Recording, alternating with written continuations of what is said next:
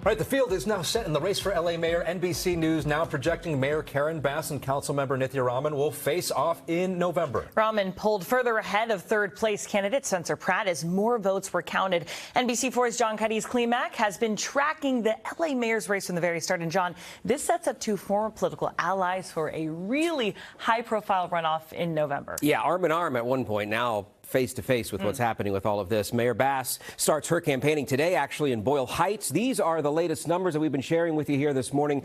Karen Bass still, of course, leading the race with all of this. Nithya Raman and Spencer Pratt, that's where it got really, really tight.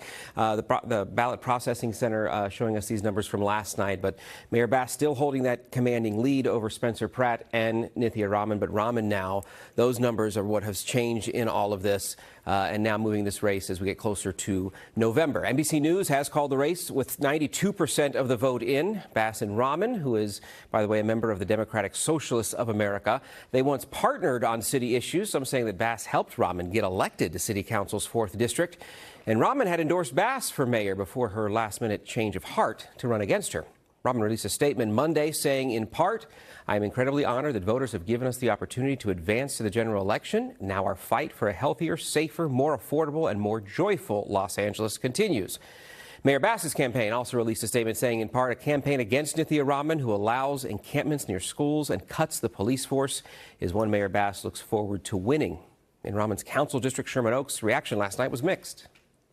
Nithya has plans to actually tackle the homelessness problem here, which not many candidates have.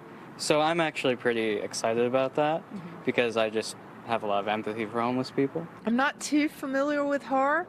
I am a little more familiar with Spencer Pratt. I've just seen more and heard more about him. I'm not sure that anybody's really doing much with the homeless regardless. So I'm kind of dubious of anybody's claims about that, but we'll see.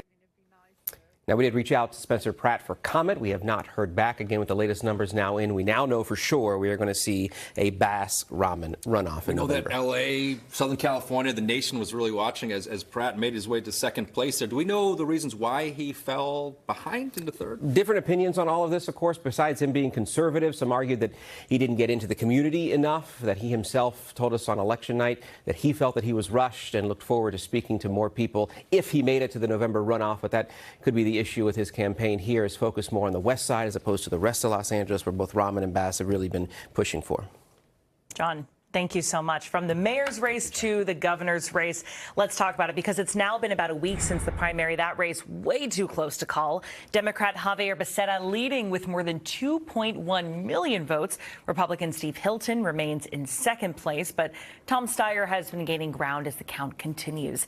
Hilton's advantage over Steyer is now just over 215,000 votes. The top two finishers go on to the November election. And L.A. County may be looking at another sales tax increase. At first measure, ER seemed like it was going to fail, but now the yes votes are leading. Look at this. The measure would create a half-cent sales tax increase for the next 5 years to fund health care and other essential services. It was proposed in response to the loss of federal funding triggered by President Trump's One Big Beautiful Bill Act. Remember, you can keep track of all the election results right on your phone. Just download the free NBC LA app. You will find a link at the top of our homepage that will allow you to stay up to date on the races that matter to you most.